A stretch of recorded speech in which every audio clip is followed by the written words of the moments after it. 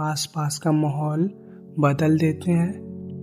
वे न चिल्लाते हैं, वे न किसी से मिन्नत करते हैं, वे बस खामोश हो जाते हैं और अचानक से हवा बदल जाती है। लोग बेचैन हो जाते हैं, लोग उन्हें खोजने लगते हैं और जो लोग हमेशा सोचते थे कि वे उन्हें बहुत अच्छी तरह से जानते हैं, अचानक समझते हैं कि दरअसल वे उनके बारे में कुछ भी नहीं जानते।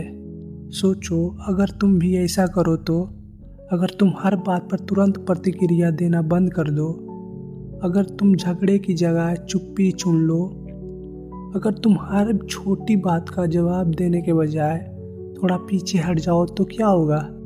असली राज छुपा है जब तुम हर समय उपलब्ध रहना छोड़ देते हो, भावनाओं में, शब्दों में, शरीर और मन, तो लोगों के हाथों से तुम्हें नियंत्रित करने का साधन निकल जाता है, क्योंकि वे तुम्हें हमेशा तुम्हारी प्रतिक्रिया से पकड़ते आए हैं। कभी तुम्हारे गुस्से से, कभी तुम्हारी जल्दी जल्दी हाँ कह देने की आदत से, कभी तुम्हारे डर से। लेकिन जिस दिन तुमने यह डोरे काट दी, उस दिन खेल बदल जाता है और उसी दिन लोग यह महसूस करते हैं कि उन्हें कभी तुम्हें समझा ही नहीं था। जब तुम अचानक अनुपलब्ध हो जाते हो, कौन घबराता है, कौन गुस्से से तिलमिला उठता है, कौन बार बार कोशिश करता है कि तुम्हें उकसाकर फिर से वही पुराना भाव निकाल ले।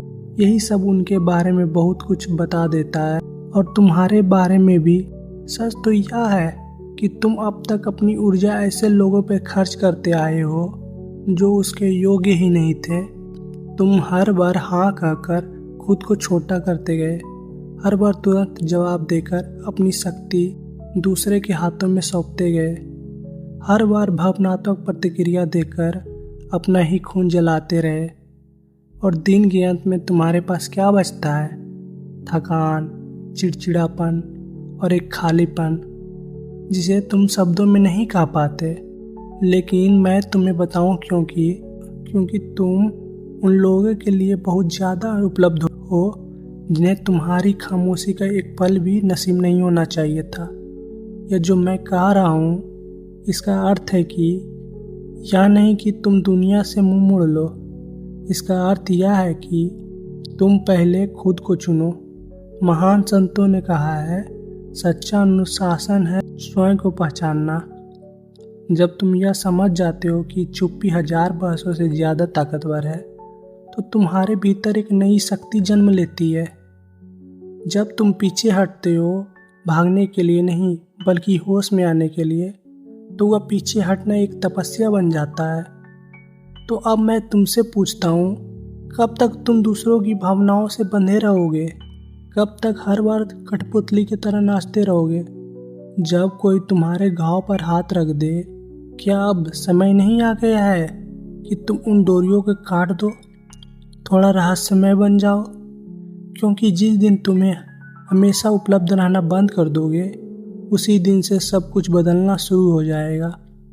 बचपन से हमें यही सिखाया गया है, हमेशा हाँ बोलो, सबको खुश रखो, जल्दी जवाब दो, लोग नाराज न हो। और धीरे धीरे हम यह भ्रम दे दिया गया है कि हमारी कीमत सिर्फ इसी में है कि हम कितने उपलब्ध हैं, लेकिन असलियत बिल्कुल उल्टी है। जितना तुम उपलब्ध होते हो, उतना ही तुम दूसरों के हाथों का खिलौना बन जाते हो। लोग तुम्हें एक बटन की तरह इस्तेमाल करते हैं। जब ध्यान चाहिए तुम्हें दबा देते हैं, जब दिल बहलाना है तो तुम्हें ढूंढ लेते हैं, जब उन्हें सहारा चाहिए तुम्हें याद कर लेते हैं और काम पूरा होते ही तुम्हें किनारे पर रख देते हैं। कितनी बार तुमने सिर्फ इसलिए मुस्कुराया क्योंकि तुम ना कह नहीं पाए? कितनी बार तुमने थकान के बावजूद जवाब दिया क्योंकि डर था कि कोई नाराज ना हो जाए? कितनी बार तुमने अपनी सच्ची भावना छुपा ली सिर्फ इसलिए कि कोई तुम्हें ठुकरा ना दे?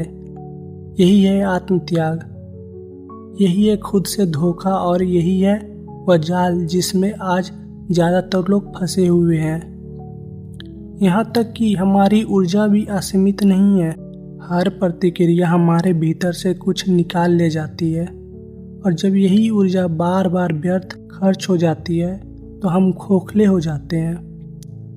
लोगों को तुम्हारी परवाह नहीं है, उन्हें सिर्फ तुम्हारी उपयोगिता चाहिए, तुम्हारा साथ, तुम्हारा सहारा, तुम्हारी संवेदना, बस उतनी देर तक जब तक उन्हें ज़रूरत है।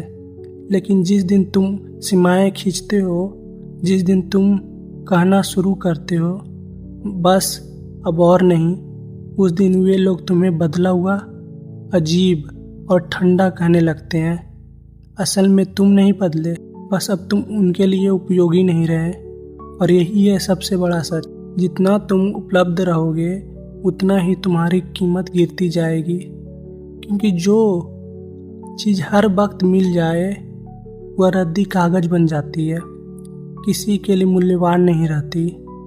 किसी चीज़ की इज्जत तब होती है जब उसे पाने के लिए मेहनत करनी पड़े, और तुम जब हर समय मौजूद हो तो कोई तुम्हारी कीमत क्यों मानेगा। तुम अब सोचो तुम्हारा समय कैसे देना चाहिए। और उससे भी ज़्यादा ज़रूरी सवाल है, कौन तुम्हारी अनुपस्थिति का हकदार है। लेकिन इस सवाल का जवाब देने से पहले हमें समझना होगा कि हम इतने जल्दी प्रतिक्रिया क्यों देते हैं, हम हर बार क्यों झुक जाते हैं, हमारे भीतर यह तुरंत उत्तर देने की आदत क्यों बैठी हुई है।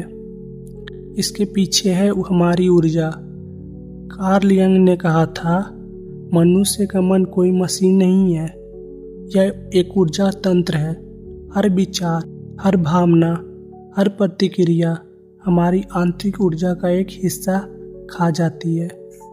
अब सवाल यह है कि तुम तय करते हो कि तुम्हारा ऊर्जा कहाँ खर्च हो, या फिर दुनिया तय कर लेती है।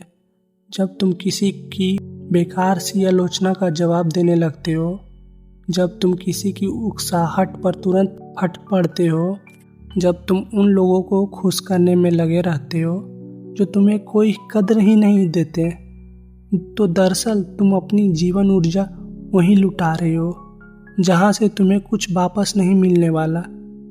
यूंग ने कहा था, जिसका तुम विरोध करते हो वह और मजबूत होता जाता है। सोचो, जब भी तुम बार बार प्रतिक्रिया करते हो तो उसी जाल में फंसते जाते हो। यही वजह है कि बहुत से लोग हमेशा थके हारे रहते हैं। वे कमज़ोर नहीं होते, वे बस उनकी ऊर्जा गलत जगह पर बह रही होती है। और जब इंसान लगातार थका हुआ रहता है तो वह असुरक्षित हो जाता है। याद रखो, थका हुआ इंसान शेर नहीं होता, वह शिकार बन जाता है। ऐसे लोग तुरंत पहचान लिए जाते हैं जो तुम्हारी थकान, तुम्हारी बेचैनी, तुम्हारी हर बात पर प्रतिक्रिया देने की आदत का फ़ायदा उठाते हैं। वे जानते हैं कि तुम हर बात पर जवाब दोगे, वे जानते हैं कि तुम्हें ना कहना नहीं आता, वे जानते हैं कि तुम सबका बोझ उठाते रहोगे, और इसलिए वे तुम्हारी कंधों पर बोझ उठाते। लेकिन यूंग ने यह भी कहा, सच्चा मन वही है जो ऊर्जा को भीतर बचा कर रख सके। इसका मतलब है ना कहना सीखो, बिना अपराध बोध के चुप रहना सीखो, बिना डर के देखना सीखो प्रतिक्रिया देने से पहले, क्योंकि असली ताकत प्रतिक्रिया में नहीं है बल्कि सही समय पर सही कदम उठाने में है। कितनी बार तुम पूरी रात सो नहीं पाए किसी अधूरी बातचीत को सोचते हुए, कितनी बार तुम घंटों यह सोचते रहे, मुझे क्या कहना चाहिए था, उसने ऐसा क्यों कहा, मैंने जवाब क्यों नहीं दिया। यही सब ऊर्जा का रिसाव है। तुम बीते हुए समय को जिंदा रखते हो और वही तुम्हें खींचते रहते हैं। ऊर्जा एक ढाल है, जब तुम इसे बचाते हो तो तुम्हारी उपस्थिति अपने आप सामान खींचती है। तुम कमरे में प्रवेश करो और बिना कुछ कहे भी लोग तुम्हारी ओर खींच जाएं। यह तभी होता है जब तुम्हारी ऊर्जा भीतर सुरक्षित हो। लेकिन अगर ऊर्जा बिखरी हुई है तो तुम नज़रअंदाज कर दी जाती हो, तुम्हारी आवाज़ भी असर नहीं करती, तुम कमज़ोर और टूटे हुए लगते हो। तो ज़रा देखना शुरू करो, कौन सी बातें तुम्हें तुरंत उकसा देती है, कौन से शब्द तुम्हें अपना धैर्य खोने से मजबूर करते हैं। कौन से हालात तुम्हें बार बार खींचकर पुराने पैटर्न में डाल देते हैं। यही तुम्हारे सबसे बड़ा छेद है, यहीं से तुम्हारी ऊर्जा बाहर निकलती है। और अगर तुम इन बिंदुओं को पहचान लोगे तो धीरे धीरे अपनी शक्ति वापस पा लोगे। लेकिन ध्यान रहे, इसका मतलब यह नहीं है कि तुम पत्थर बन जाओ। इसका मतलब है कि तुम सजग बनो, न ठंडे न बेमाने, बल्कि सचेत और अपने स्वामी। यूंग ने यह भी बताया था कि जब इंसान अपनी ऊर्जा को सुरक्षित करना सीख जाता है तो दूसरों की परछाइयाँ उस पर काम नहीं करती। यानी कि जो लोग तुम्हें अपनी छवि में ढालना चाहते हैं, तुम्हें अपनी भावनाओं का आईना बनाना चाहते हैं, उनकी शक्ति टूट जाती है। और यही वही जगह है जहाँ खेल और भी गहरा होता जाता है, जहाँ लोग हमेशा तुम्हारी दयालुता का फ़ायदा उठाते हैं।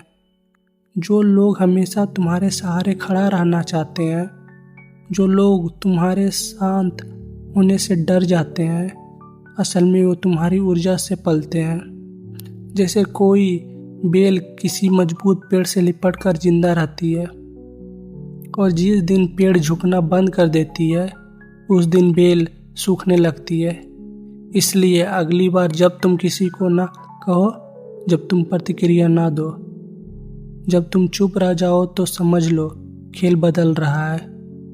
तुम्हारी अनुपलब्धता उनके लिए संकट है, और यह संकट उन्हें अपने भीतर झांकने पर मजबूर करता है।